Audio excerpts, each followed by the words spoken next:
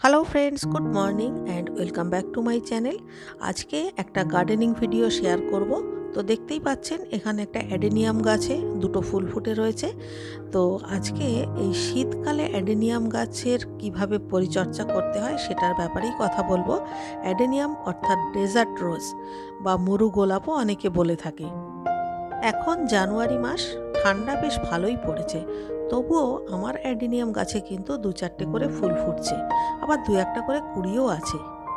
যদিও এরা ডরমেন্সিতে যাচ্ছে ধীরে ধীরে, তবুও ফুটে আছে।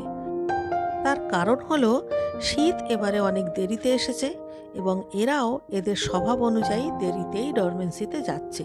তাই শীতকালে অর্থাৎ ডিসেম্বর জানুয়ারি মাসেও দু একটা করে ফুল ফুটছে।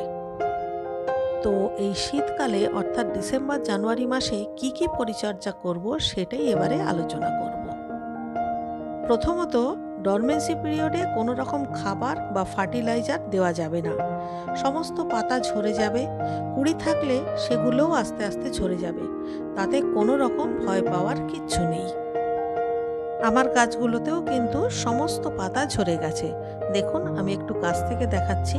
প্রত্যেকটা গাছের পাতা একদম ঝরে গেছে, দু একটা করে ওই মাথার দিকে রয়েছে।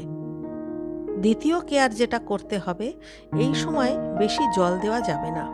এমনিতেই অ্যাডেনিয়াম গাছ বেশি জল পছন্দ করে না, কারণ এরা মরুভূমির গাছ, ডেজার্ট রোজ বা মরু গোলাপ নামে পরিচিত। তাই এদের মাটি একদম শুকনো হয়ে যাবে, খটখটে শুকনো হয়ে যাবে, এবং তখন জল দিতে হবে। মানে সারা শীতকালে আপনি সপ্তাহে একদিন জল দেবেন। যখন দেখবেন মাটি একদম শুকনো, হাত দিয়ে একটু খুঁচে দেখে নেবেন, তখন জল দেবেন। যখন দেখবেন এই গোড়াগুলো মানে এর যে কডেক্সগুলো যদি শুকনো হয়ে যায়, মানে কুঁচকে যায়, তখন বুঝবেন এতে কিন্তু জলের অভাব হয়েছে। মানে অতিরিক্ত দেরি করেও আবার জল দেবেন না। আমার বাগানে যে গাছগুলোতে মাথায় মাথায় অল্প অল্প পাতা আছে, সেখানে দু একটা করে কুঁড়ি এসছে।